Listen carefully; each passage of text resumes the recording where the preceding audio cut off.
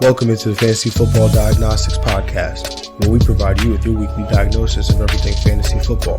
Whether it's season-long leagues, dynasty, DFS, or sometimes even IDP, we got you covered all year long.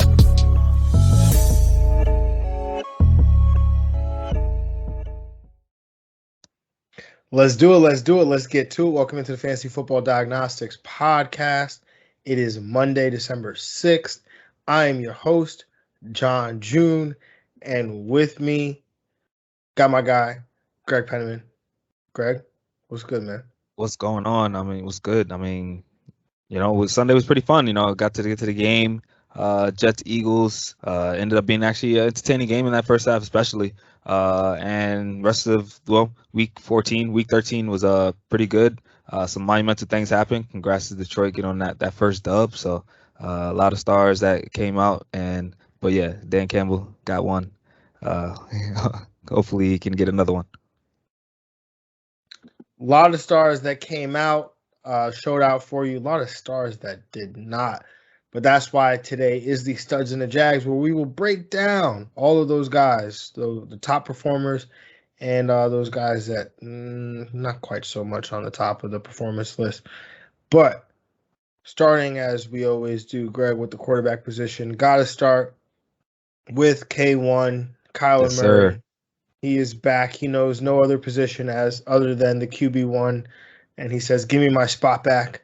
11 pass attempts, or 11 completions on 15 attempts, 123 passing yards, 2 passing touchdowns, 10 rush attempts, 59 rushing yards, and 2 touchdowns on the ground, 30.8 points. Greg, what were your thoughts of K1 finishing as the QB1? Yeah, you love to see it. You love to see that K1 is back. You love to see that his first touchdown was to D-Hop, who also came back. Great news. Arizona was able to hold it down without him, but just Fantasyland, I don't think could hold it down without him. So I'm glad he's back for the fantasy managers to come down and, be one of the leading candidates for fantasy MVP, get these chips with the people. If you, obviously drafted Kyler Murray and you have been basically surviving without him, it feels awesome to get him back right now at this point in time. Absolutely. As you kind of make this run here, assuming that you were able to stay alive. And, even on the contrary, not contrary, but I guess to the other point, like maybe you bought low on Kyler Murray. Like this is what you were kind of waiting for when you did that. So, fantastic performance by Kyler, and obviously many more to come as we wrap up this fantasy season here. But the number 2 quarterback on the week, and Greg, we were talking about this one basically through the first quarter of games on Sunday, that basically through a quarter, Tom Brady had amassed the passing yardage equal to half of what the guys that played on Thursday night got. Yeah. So you could already tell what kind of game it was going to be for your quarterback start of the week, Tom Brady, who 38 of 51, 368 passing yards, 4 passing touchdowns, did have 1 interception, and also lost 1 rushing yard. But that was good for 28.6 points there. And you also had Atlanta kind of making it a game there as well. At halfway through that game at some point in the third quarter, I think I remember looking up and it was like 20-17, which you have to love there. Because that just means more pass attempts for Tom Brady, which we saw here, 51 of them. So, Greg, what are your thoughts here, the performance of your start of the week, Tom Brady? Yeah, man. Well, once you see that schedule and you see Atlanta, that's all you really need to put in analysis-wise. He's playing this really juicy matchup, and he seems to just really destroy this team every time he plays. Doesn't matter who's on the field, what receivers he has. Tom Brady, the GOAT, he knows what to do.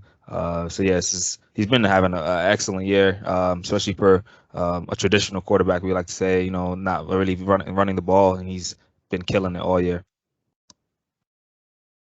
No, absolutely. He's 100% been killing it.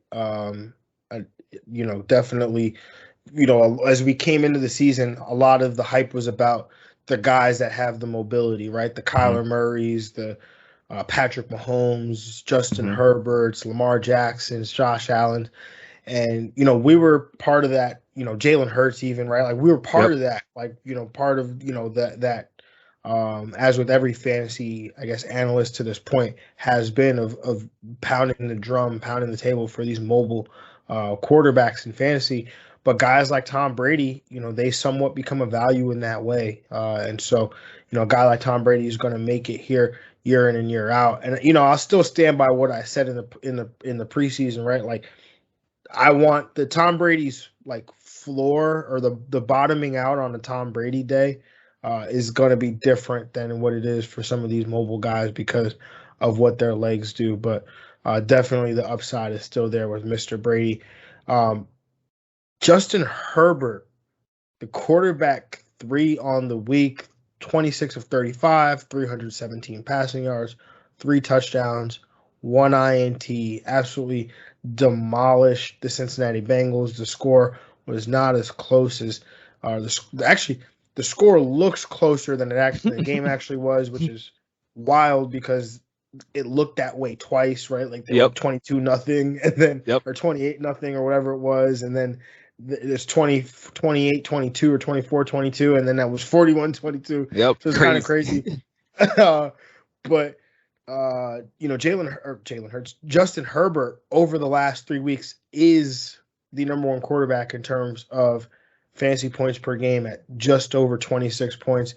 So just when I was talking bad about the man, just went out and he's just showing me out here, man, and just continuing to show what he's been doing or what he can do as one of the top quarterbacks in the league and in fantasy. Yeah, definitely a great week by him. A great week from this Chargers team getting that one on the road too against Cincinnati. Herbert's showing some consistency now. Last 3 weeks, if he's getting that high average, was providing you a great floor then. And this is the Herbert we expected, every week from beginning of the season. Absolutely. I'm rounding out this top 12 here, man. Matthew Stafford coming in as the QB4.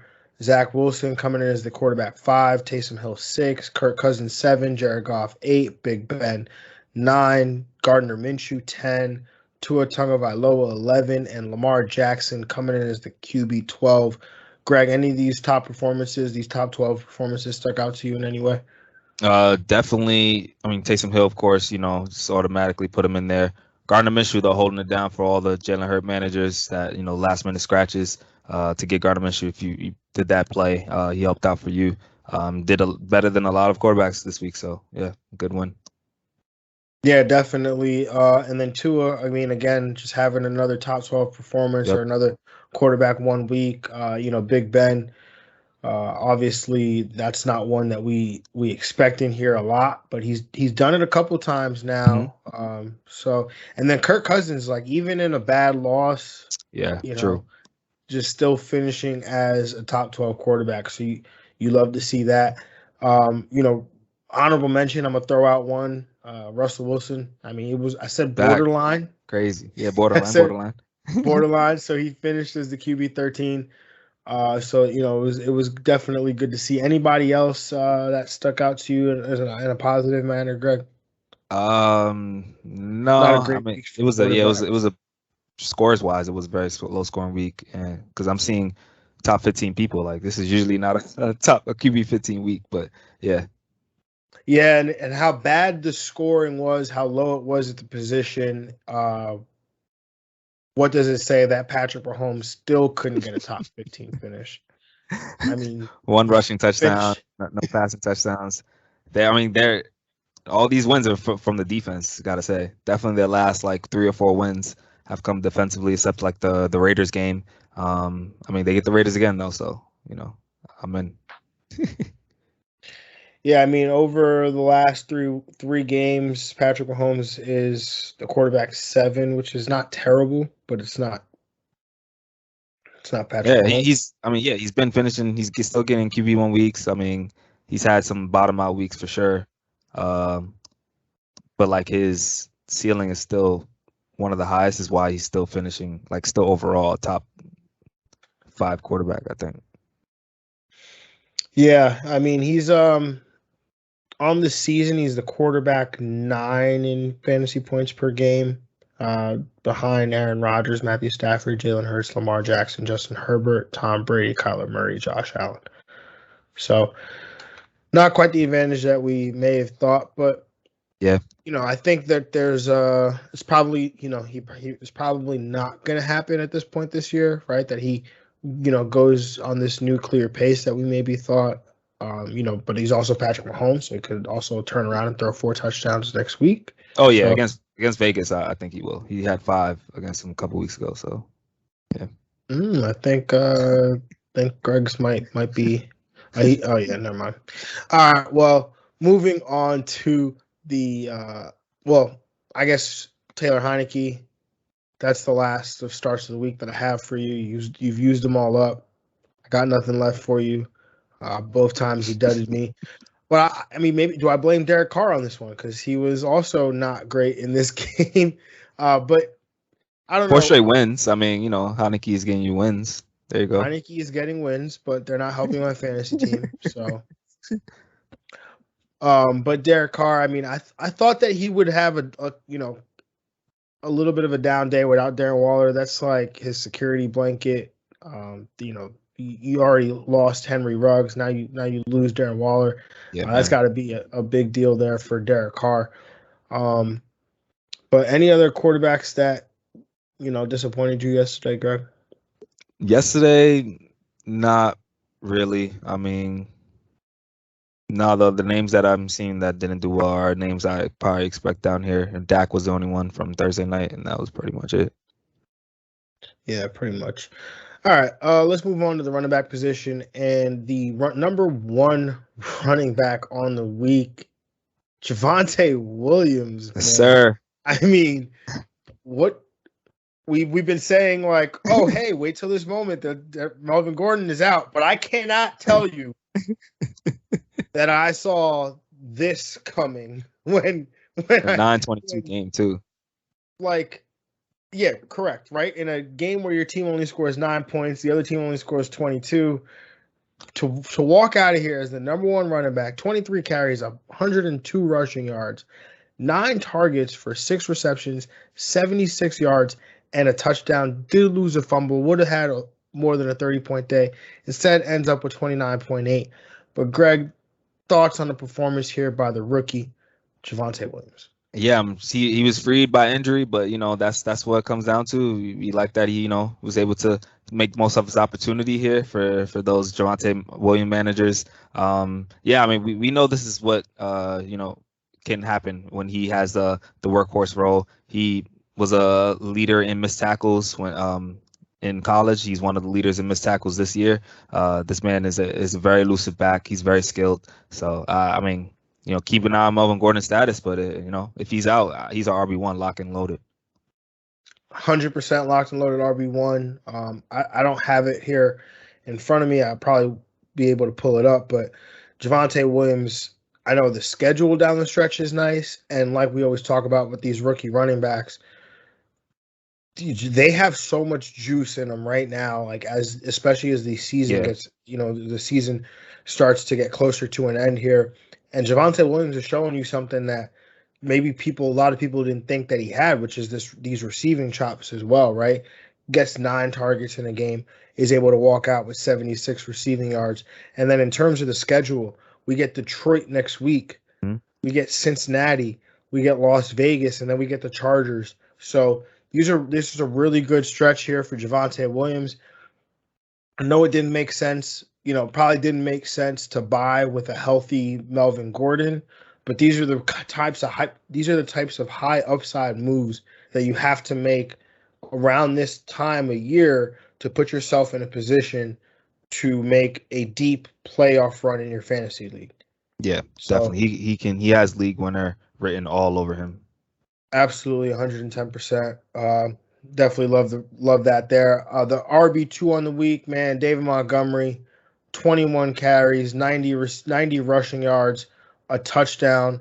Also got 9 targets here, 8 receptions, 51 receiving yards. That was good for 28.1 PPR points there. Greg, your thoughts on the performance here by Monty? Yeah, especially in another ugly performance by their team. Andy Dalton threw 4 picks. This offense just wasn't good at all, but he seems to be the one bright spot always, just getting it done. The volume was crazy with 29 total touches. You'd love to see that. A guy that's gonna have his volume no matter what. Continue to be RB1 down the stretch. Yeah, I mean, he's been having some. He had a few disappointing games back to back, and definitely bounced back in a big way here. So the nine targets is definitely a number you like to see. Curious to see what happens here. Do we get Justin Fields inserted back into the lineup, or do we continue to see Andy Dalton out there? We know that Justin Fields, I mean, they're definitely going to still run the ball, but it means less targets potentially here for David Montgomery in the pass game. Also could mean less, rushing opportunities, especially around the goal line as well. So definitely something to watch out for, but you hope that whatever they decide to do, David Montgomery continues to be the engine for this Chicago Bears offense. Speaking of engines, Jonathan Taylor. Greg, imagine if I told you when we had this thing, right? Feed JT. Imagine back then when we started this movement for Feed JT. If I would have told you that Jonathan Taylor would walk out of a game with 32 rush attempts, Greg, how would you feel about that? I would say it happened on the Buffalo game as well. So, 32, 2 of the last 3 weeks. The Buffalo game didn't happen at that point. We were still there. The Buffalo game didn't happen. Week 2, Oh, week 1, week 2. Oh, yeah. If you told me, then, I would have been like, it's all worth it. Whatever this is, all the. What did it cost? Yeah, what did it cost? Nothing, but it was worth everything. But I'm here for it. Carries, 143 yards, 2 rushing touchdowns. Did lose a fumble. JT, you could lose, I mean, not endless amount of fumbles, but you could lose one a week at this point, and I would forgive you for him every week. 24.3 PPR points. Greg, your thoughts on the performance here by JT? Yeah, he's killing, man. I mean, at least 20 rushing carries now in 3 of the last 4 weeks. They're truly feeding him this ball. He's got the bye next week, so that's the only thing that can stop him right now. And even then, he'll be nice and fresh for playoff time. That's all I gotta say. That's exactly, all, man. You just give him some time off, bro. I mean, the bye week is a perfect time. Yeah, perfect time for the playoff push. Yep. Rounding out this top 12 here, man. Josh Jacobs, the RB4, Leonard Fournette, the RB5, Antonio Gibson, 6, Sony Michel, 7, Alexander Madison, 8, Devontae Freeman, 9, Kenneth Gamewell, 10, James Conner, 11, and Travis Homer coming in at 12. Greg, who in this top 12 sticks out to you? Definitely. I'm impressed with AG, his stretch right now. He's, after that very slow start, we all drafted AG as an RB1, and he's kind of filling out now towards the late in the season. J.D. McKissick banged up. I think this is definitely an expectation down the stretch. 100%. I mean, AG's 17, almost 18 PPR points over his last 3 games. I'm sure, I mean, it's definitely higher than that over his last 2. I'd like to see the involvement in the pass game as well. We're curious to see how long J.D. McKissick is going to be out, but, curious to see if this continues to hold because, I had AG coming in the year. He was like 15 or somewhere between 15 and 17 for me in terms of running backs. And it all had to do with how much of this pass game work does he get. We saw J.D. McKissick continue to be a thorn in his side. Without J.D. McKissick, though, that he gets that pass game work, is able to walk out of here with 6 targets. You love that. Another guy who I had similar concerns for, but has seemingly been getting involved in the pass game, Josh Jacobs, had 9 targets yesterday, 9 catches. So that allows him to finish as a top 4 running back. And I've said this all along, right? Like, it's not about talent for me with some of these guys, right? It's about situations, and Josh Jacobs was one of those guys. Like, I know he can catch the football. It's just, are the Raiders going to throw it to him? And now you see that happen, and we get Drake out for the year too. Yeah, Ken and Drake out for the year, so it's just wheels up for Josh Jacobs in terms of the amount of volume that he'll get. Sony Michel filled in really good here for Darrell Henderson as the lead running back. So that's just another thing, right? If you were able to pick up Sony Michel, if you were the Darrell Henderson manager, make sure, especially at this time of year, to have these guys scooped up, right? Like James Conner, if we assume he's the lead back going forward, like Chase Edmonds is out there in leagues, like go scoop him up, because at any moment one of these guys could go down. So especially in these high level, right? I'm not saying to go pick up, the Houston backfield, right? Like I'm not telling you to go get that person, but what we're saying is these backfields that have some value in them. If a guy goes down, there's conceivably a guy that walks into a potential top 24 value because of the situation or the opportunities that he'll get. So just be on the lookout for those. In terms of some honorable mentions here, Elijah Mitchell finishes the RB13, tying with Austin Eckler. So definitely like that. Also, Miles Sanders had himself a big day. He didn't. I don't believe he scored a touchdown, but was able to have a big day there on Sunday. Greg, any other running backs that you want to shout out here? Tony Pollard, did pretty well. Saquon Barkley as well, finishing with a decent day. Actually, just getting a lot of volume receiving wise. Pretty much 6 receptions for 19 yards. It's crazy. But no, other than that, I mean, the 2 Chiefs running backs for both finishing as RB2s. So that's definitely nice for them. Definitely. And then I hate to do it to you, bro, but there's only one Jag on the week, man, and his name is Joe Mixon. Damn, not Zeke, yo. Oh shoot. I'm sorry. Yeah. Zeke too. You know what? He finished so far down, I think, that I probably missed him. That's probably what it was. Yeah, it's probably Joe. Yeah, just Joe though. After that, I mean, for Sunday, yeah, it's just Joe. You're right. Yeah. I mean, Myles Gaskin. Yeah, he was having a little stretch where we were starting to rely on him again for sure. Yeah, that's the thing with Gaskin, man. Right? Like, if you take those touchdowns away from him, like his weeks have not been looking that great, which is kind of why I'm like, Like, we like Myles Gaskin because he was getting 10 catches or like nine catches in a game. Like, that's the Myles Gaskin we remember, but that's not the Myles Gaskin we're getting. Like, we get that Myles Gaskin every like once in a while. Yeah, no, I mean, they've made him more of a rusher this year. They definitely just given him more of a carries work rather than volume and the receiving work. I wonder why. Definitely. Sure. Yeah. All right, I think that's it for running backs. Let's move on to Greg's favorite position, the wide receivers. And the number one wide receiver on the week, man. We've been talking about this guy for a minute, just like, look at all these catches and all these yards, and he's not getting any touchdowns. And you got Justin Jefferson here, 14 targets, 11 receptions, 182 receiving yards, 1 touchdown reception. Also got in on the rushing attempts there with 1 carry for 4 yards, 35.6 PPR points there. Greg, thoughts on Baby Moss here? Yeah, this was what's up. I mean, 182, 14 targets, great volume, just great catch rate, doing what he's got to do as an alpha receiver. Adam Thielen banged up now, so it can only go up, man. It can only go up. Yeah, man. I mean, I was making all these gestures over here. If you can't see, if you're not watching on YouTube, obviously you're watching on YouTube, you can see all the things I was doing. But no Adam Thielen means is like like 20. We're hearing the 20 target number right here. Yeah, that's what I'm expecting. I mean, and that means everything. That means he gets everything now. Red zone passes. Yep.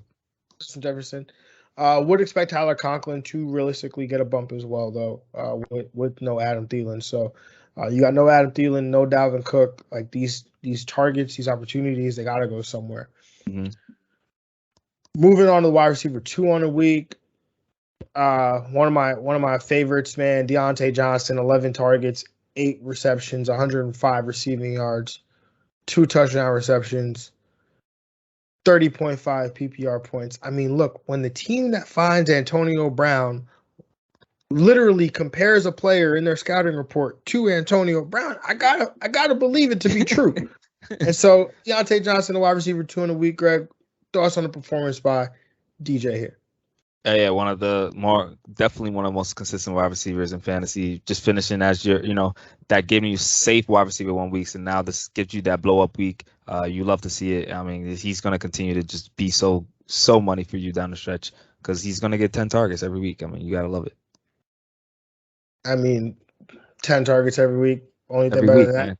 11. Yep. Or maybe 17. Like Chris Godwin got as the wide receiver 3 on Sunday. 17 targets, 15 receptions, 143 receiving yards. Who needs a touchdown when you catch the ball 15 times in the PPR league? Did also add 9 rushing yards, though, on 1 attempt. 30.2 PPR points there. Greg, thoughts on the performance here by Chris Godwin? I mean, yeah, when Tom Brady came over, we all knew his money receiver would be Chris Godwin. I mean, because other than AB when he's out, like this is his type of receiver, short, intermediate type of receiver, and he's getting it done no matter what. Mike Evans definitely is more the touchdown dependent guy, but Chris Godwin is just so safe. Yeah, I mean, Chris Godwin without AB is like as safe as it can get. Yeah. Chris Godwin was just absolutely balling. There's nothing left to say. But rounding out this top 12 here, would you look at that? T. Higgins again, back to back in the top 12, finishing as the wide receiver 4. Cooper Kupp, the wide receiver 5. Amon-Ra St. Brown matching his season total in 1 game. That is a joke. I don't know if that's actually true. I doubt it. Keenan Allen, the wide receiver 7 here. Russell Gage, the wide receiver 8. Elijah Moore, the wide receiver 9. Deontay Harris, the wide receiver 10. Tyler Lockett, the wide receiver 11. And then CeeDee Lamb tying with Hunter Renfrow for the wide receiver 12. Greg, which of these top 12 performances stuck out to you, man? Anytime Elijah Moore is in that top 12, you love to see that. And shout out to my man, Hunter Renfrow, man. One of the more unappreciated receivers in the league. Finally getting his wide receiver 1, man. Yes, sir. Yes, sir. I mean, Hunter Renfrow has been balling, especially, no Darren Waller. That's got to be more love for Hunter Renfrow there. Obviously, nothing excites me more than in this segment than however many times Elijah Moore ends up in this top 12 wide receiver list. So I love that.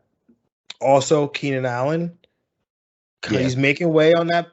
Oh, yep, he's getting there. You're right. He's trying to get me there. He's trying to get us there. Got 2 touchdown receptions this week. So hopefully we can get another 2 in a few weeks, depending on when he next plays, which we'll talk about in a minute here. Hey, we'll just make it points per game, and it works. No, I needed him to score touchdowns to get there from a points per game perspective. That's the point. Oh, shit. And then T. Higgins again. I mean, I know we referenced it off the top, but T. Higgins just continuing the ball out there. Yep. People had left him for dead there, but he's continuing the ball. And then Tyler Lockett. Finally the yards have been there. Finally got in the end zone this week, so that was definitely good to see there. Some honorable mentions though, Greg. You got anybody that you want to shout out? Of course, Michael Pittman doing what he's got to do in another safe win. This Colts team, dominated, but for him to get that stat line is awesome. Again, leader in targets and receptions. Mike Evans and Van doing what they got to do. Van stepping up now with the Robert Woods injury, so he could give intrigue, wide receiver 3 intrigue, some wide receiver 2 weeks down the stretch. Definitely, Jalen Waddle again, just continuing. If you have Jalen Waddle in a PPR league, like you cannot be upset at this man right now. Word. Definitely got him for a good price too. For sure. Mike Williams, again, since I called him out. I mean, look, is it me or is Mike Williams, his recent production coincide with like Justin Herbert's? Like, are those two kind of go hand in hand here? Like, it's like Herbert's blow up weeks only come when Mike Williams go blow up. I don't know. I don't know. We'll have to do some more research on this. COVID list for Keenan Allen, so it might be a nice couple weeks for Mike Williams. Either him or Jalen Guyton's another guy that showed up well. I wasn't going to put him on the list because I was like, oh, there's no way Jalen Guyton will be fantasy relevant next week. And sure enough, like Greg just said, Keenan Allen, if you're listening to this, you probably already know, is on the COVID list. So we just found out a few minutes before we started recording. So Tyler Boyd also seems like, if we know that the Bengals are going to find themselves in some negative game script, Tyler Boyd definitely seems like a guy that we might want to target in those situations. Now we got to talk about the Jags. And DK Metcalf is back on this list again. Where's that confidence meter at now, Greg? Are we? Well, I was at a 2.5. Oh, 3 because I said he was DK. But so yeah, it's definitely at a strong 2, like a strong 2. Strong 2. Yeah, okay. Like I'm playing Hunter Renfrow over him now every week. Like I'm playing. Of course, you're playing Tyler Lock over him. You're playing. All right. Would you play Marquise Brown next week or DK Metcalf? Oh, Hollywood for sure. Yeah. Jamar Chase next week or DK Metcalf? Jamar Chase. Yeah. Also. Van Jefferson or DK Metcalf? Van. Taking Van too. Him and Odell are like, that's what they're at. They're at that same range. No, DK, not the Odell bucket. What did you do to put yourself there? Oh man, yeah. Oh man. So I mean, I did talk about Hollywood. He ended up on the Jags list. Jamar Chase also ends up on the Jags list. Brandon Ayuk also going to end up here as well. True. Darnell Mooney. Not quite sure what happened there. Yeah. 7 targets. He always gets targets. It's crazy. Darnell Mooney next week or DK Metcalf? Darnell Mooney still. I'm gonna take Darnell Mooney. Yeah. Justin Fields is starting. Does it change your answer? No, it doesn't. It doesn't change your answer. Okay. I think in that case, I'm gonna go DK Metcalf. Yeah. Oh no, yeah. Seattle's got Houston next week, so I mean, maybe, yeah. Is it in Houston? It doesn't matter because it's a dome. I just feel like a dome would be, I don't know. It is in Houston, yeah. Past going. It isn't a dome? Yeah. I mean, you're playing against a rookie quarterback, Yeah, and then the Bears got Green Bay next week. Yeah, Yeah, I think I would go DK. Yeah, go DK. Yeah. All right, let's move on to the tight end position. The number 1 tight end on the week, Brandon Ayuk, ended up being a Jag. So naturally, targets had to go somewhere. Yep. And he was playing Seattle. So George Kittle, 12 targets, 9 catches, 180. I hadn't seen the stat line until just now. Yeah, he killed. 181 receiving yards. Yeah, he killed. And 2 touchdowns. Also added a rush attempt for 5 yards. He really did take up Deebo Samuel's work. 39.6 PPR points here. Greg, your thoughts on the performance here by George Kittle? Just making up for his injury weeks, in the points category. So he had to give up one of these. He had to give us one of these historic tight end weeks. This was awesome. 181 yards on 9 receptions. So that man was moving down this field for this team. Gotta love it. George Kittle, as long as he's healthy, he should be right here. No, absolutely, man. Love George Kittle. Gotta love that performance there by him. The next tight end here, the tight end 2 on the week, Dallas Goddard, 6 catches, 6 targets, 105 receiving yards, 2 touchdown receptions. 2 touchdowns were both before the half there. It was just nothing the Jets could do to stop him. 28.5 PPR points yesterday. Greg, your thoughts on the performance here by Dallas Goddard? Yeah, definitely good to see him live. He's even better live. But, we knew the Eagles wanted to, had the luxury to trade Zach Ertz because we knew how special this guy was. Dallas Goddard is a stud. He just was playing secondary to Ertz, but was the better player, and I'm glad he's getting his shine now. Definitely Dallas Goddard. I mean, we talked about it. The Jets cannot defend the tight end position. There's one of the spots to target. So definitely when Goddard, when he had to be licking his chops when he saw this matchup here. Yeah. Within the first 2 drives, he had 2 touches. Yeah, within the Eagles' first, the Eagles' first 2 drives, he had already scored 2 touchdowns. Yeah. He was just absolutely killing. The tight end 3 on the week, Rob Gronkowski, 8 targets, 4 catches, 50 yards, 2 touchdowns, 21.8 PPR points there. Greg, your thoughts on the performance here by Gronk? Gronk with also excellent year. PPR points wise, like points per game wise. I mean, when he's plays, he's been money for Tom Brady. And he's got Buffalo next week. Just good schedule. It doesn't really matter what he's got. He's been the main guy for Tom Brady. Yeah, just absolutely been killing it. Sorry. Points per game wise, Rob Gronkowski is the tight end 1. There you go. Wow. Yeah. Wow. That's crazy. Yeah. That's what's up. Yeah. Points per game wise, 16.1 PPR points. Travis Kelce sits here as the tight end 2. Mark Andrews 3. George Kittle 4. Dawson Knox 5. Darren Waller also tied for 5. And TJ Hawkinson 7. If you must know, Kyle Pitts is down at 8. Down at 11. Down at 11. Okay. Apologies. But before I get even more sidetracked, TJ Hawkinson was the tight end 4 this week. There you go. Logan Thomas 5. Tyler Conklin 6. Mike Gesicki 7. See, I told you, right? Call out Mike Gesicki, and of course, we have a tight end 1 week for sure. 11 targets too. Wow, fantastic. Brock Wright. Now we're in. Did you catch a touchdown or not territory? And I don't know Brock Wright. Evan Ingram. I know you. Tyler Higbee, the tight end 10. Ryan Griffin. Did you catch a touchdown? Tight end 11. And Dalton Schultz, tight end 12. Nice. Any of these top 12s stuck out to you? Always love to see me some Tyler Conklin as a tight end 1. I mean, Logan Thomas with his last tight end 1 performance of the year. So he was on pace, man.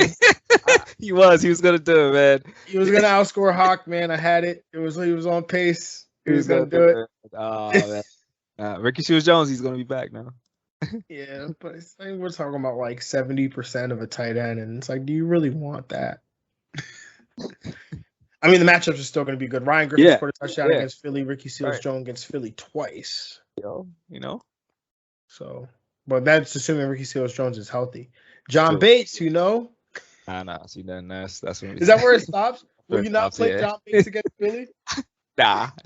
I can't do that. I'm not. That's too key. Nah, yo. Hey, at least you can afford to see him do it once and then try to do it again. True. Like, last time they played Philly. Definitely gonna go John Bates stream of the week against Philly. Just putting it in now. And if he has a top 12 performance, you can pretty much write me in for start of the week for the next performance. Time. There you go. Jags at the tight end position. My start of the week, Zach Ertz, Mark Andrews, Pat Fryermuth, Noah Fant. That is one I feel like deserves a discussion. Yeah. What are you doing with Noah Fant if you're the Noah Fant manager? Over the last 3 games, he's averaging 7.5 PPR points. It's good enough for tight end 22.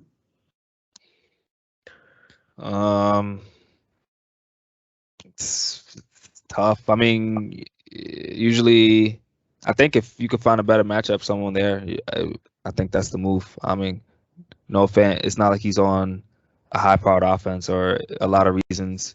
Like, he struggles to outscore his own tight, like his second tight end on the team. So like guys like Pat Farmer, if you got to probably put over him, like Schultz, I think you might have to put him in. Tyler Conklin, I think you can probably put over him right now.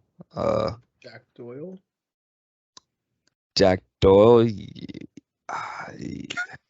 I mean, he's averaging 2 more points during that span. Just had to throw it out there. They got the bye next week, so not next week.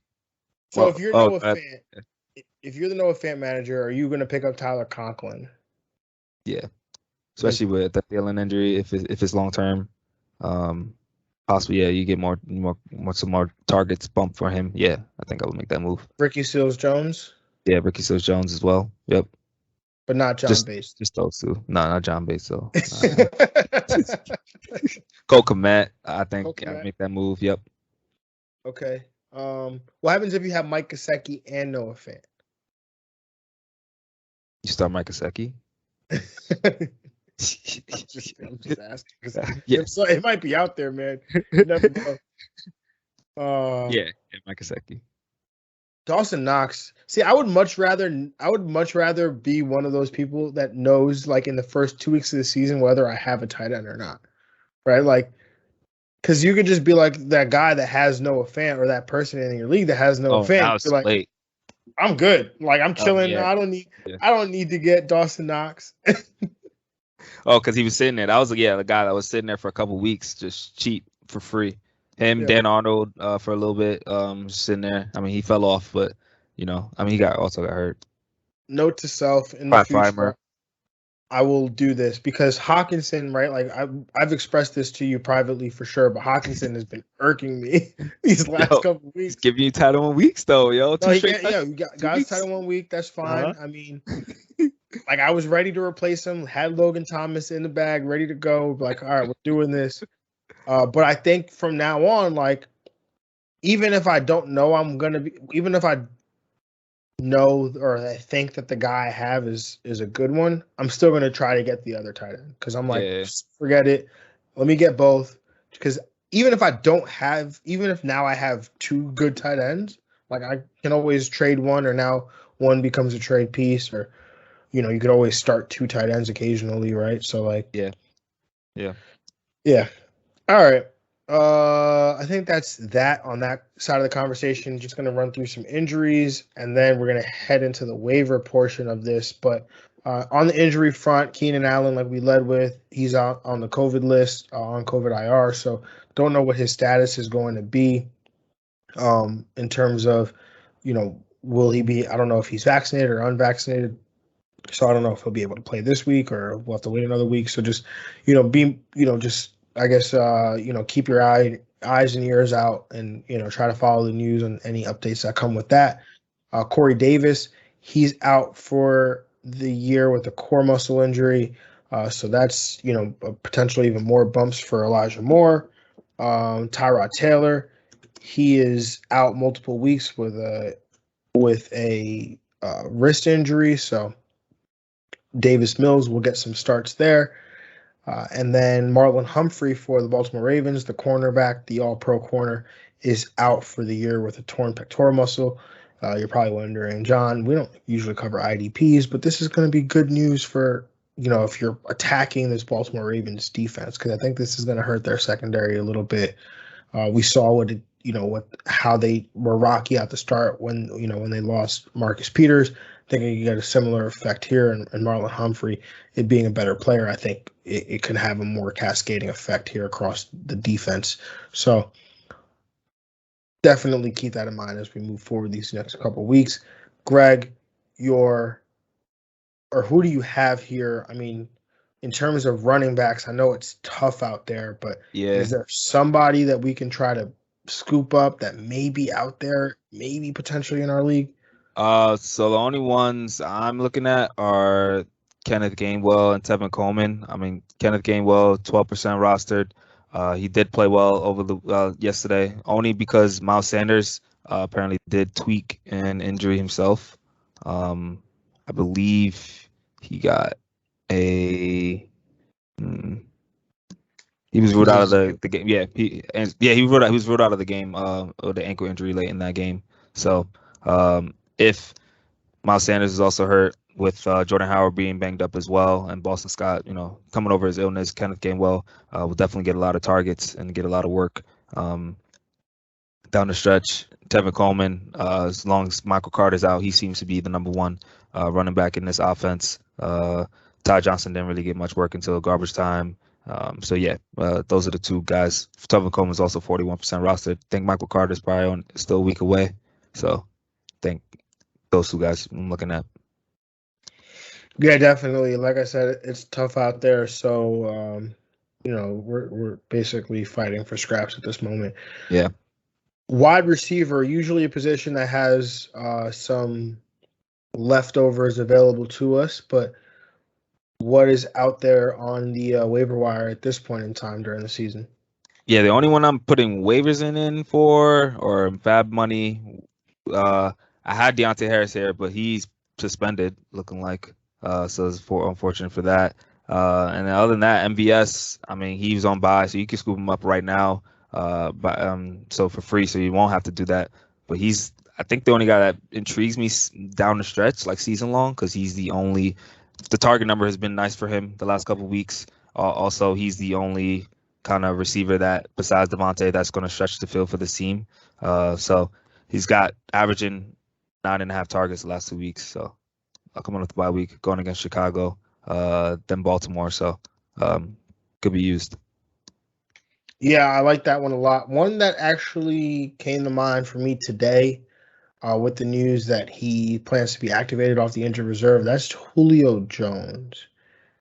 And I say that only because there's no receiver to speak of in Tennessee right now. Number one, I mean, Nick Westbrook-Akine is the current number one receiver. Julio Jones, in my expectation, would come back to immediately being the number one guy. How long he holds on to that status for, I'm not sure. But he was let go in some leagues, especially if you don't have IR spots. So definitely is a guy that I would look to potentially add. Yeah, definitely. I like that. Greg, who are you looking to add potentially at tight end position this week? Yeah, the only one I'm looking at is Ricky Seals-Jones. If he's able to come off of injury, he did play decent and well in some weeks in relief of Logan Thomas throughout the year. So if he's able to come back, I'm willing to put some fab money on him for Washington down the stretch. If you're not, then you might be forced to get your boy John Bates. The schedule is just as nice. The schedule hasn't changed, just the players. Nope, definitely. And what about quarterback, Greg? What are we doing there? So quarterback, number one, you already know. I don't still know why it's still under 30. It's only at 34%. Taysom Hill, if he is going to start, it's easy logic. He's going to be QB1. Had 4 interceptions and still finishes a QB 6 or 8. So definitely plug and play him. After that, Jimmy Garoppolo at 32%. He's continuing to get it done for this team fantasy-wise, doing what he's got to do. So he's been a serviceable quality streamer for the last, 6 or 7 weeks. He's 32% rostered. Next after that, Tua Tagovailoa, 41% rostered. He's definitely another name that, he's been playing well and actually has a decent schedule too down the stretch for him. He is on bye this week. Sorry, he's on bye this week. I did want to I failed to mention which teams are on bye, but the Indianapolis Colts, Miami Dolphins, New England Patriots, Philadelphia Eagles, those are the 4 teams on bye. But Tua makes, if you are playing in Week 15, they do play the New York Jets. Yep. So that's a fantastic matchup, and I believe they're at home for that game. So if you are again, playing a Week 15 playoff, you want to get your quarterback a week ahead. Don't want to have to spend fab next week. Teams might not prioritize them. Tua is definitely a good one to go get. Yeah, they play they're at home to the Jets, and then after that at the Saints, and then at Tennessee. So that's pretty nice. And then hold up, that is a beautiful schedule. Yeah. Tua's got Jets, and then New Orleans, and then Tennessee, and Tennessee. Yeah. Yep. 15, 16, Tua 17. might have a league-winning schedule. Yeah. It's crazy. Add him tomorrow, please. And then lastly, Taylor Heineke, always, gonna give you some serviceable week.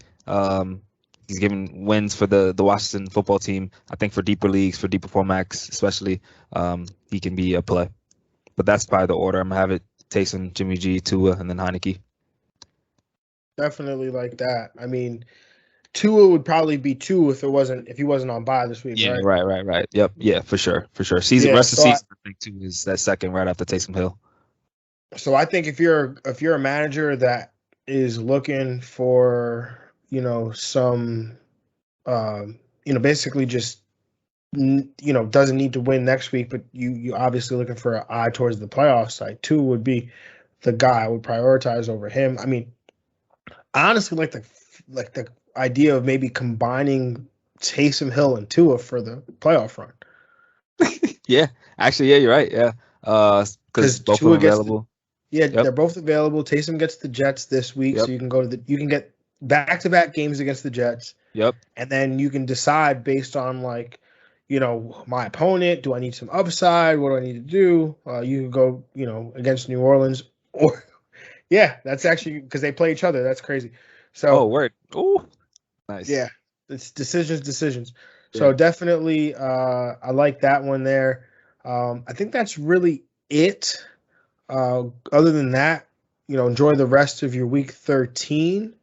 Remember to stay on it. And if you've been knocked out of the playoffs, I mean, look, I almost thought I was knocked out of the playoffs in one of my leagues yesterday. I almost went, I was almost very upset about it. But I woke up this morning, fresh set of eyes, looked at it again, and I was like, oh, wait, I'm actually kind of in no matter what. So essentially, well, not no matter what, I have to get like outscored by a ridiculous amount next week. But yeah, so regardless of what happens, just keep paying attention, right? We say this all the time, but you're gonna want to know who, next year when we're all drafting Javonte Williams like really high, you're like, well, who's Javonte Williams? And you're gonna find out that like, oh, hey, this guy, went off at the tail end of the year, like, that was Jonathan Taylor last year, right? Like, Yep. You would have drafted Jonathan Taylor at the start of the year to be like, well, I don't want this guy next year. He would have quit. And then this year, like, why is everyone drafting Jonathan Taylor so high? And then when he finishes the RB1, you're like, whoa, well, where did this come from? If you're watching the last 4 games of last year, you would have seen it. A.J. Brown, the year before. That's the one that I'll always remember. Like, even if you're not – because A.J. Brown was a guy we talked about almost every week at the end of that year in 2019. So – Elijah Moore could be one of those guys, just down. Yep, next year, yes sir. I know I'm be drafting him. I told you you're not competing with the draft capital I'm willing to spend on Elijah Moore. Like, I got the dude's jersey in my closet, bro. Don't play with me. But with that being said, y'all, we definitely appreciate you. I definitely appreciate you kicking it with us during this time, and we will catch y'all on Wednesday when we do the Thursday night preview. I don't even know who's playing. I'm sorry. This Thursday? It's yeah. Oh, it's Steelers. Steelers someone. I know that. Steelers against the someone. Well, that means the divisional opponent, all right. Is it the Browns? I don't know why I won't just give it to me for week 14. Right? Oh, yeah, Steelers, Minnesota. So not divisional, but still probably a good football game. So definitely tune into that. And if you want to tune into that, then you want to tune into this because we'll be breaking it all down. Fantasy analysis, the betting analysis. Also, we'll get Ben's last Thursday night game probably, Crazy. Could be the last Thursday night game. We're gonna have some Saturday night games coming up soon. So but Big Ben's last Thursday, like. Big Ben's last Thursday night game. Yeah. Big Ben's last Thursday night game. Who cares? Yeah. But anyway, let's obviously check in with us. Streams of the week, covering the game, betting analysis, fantasy analysis, all of that. But until next time, y'all, have a good one. We're out of here. Peace. Yeah.